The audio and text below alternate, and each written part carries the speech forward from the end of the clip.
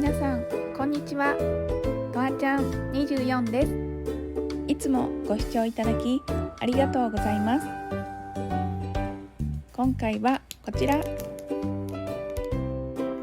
セリアで販売されているデコプレートを使って簡単に作れる推し活キーホルダーを作ってみたいと思います。嬉しい2枚入りです。ぜひ皆さんもオリジナルの推し活キーホルダーを作ってみてくださいね。気に入っていただけたらチャンネル登録、グッドボタンよろしくお願いいたします。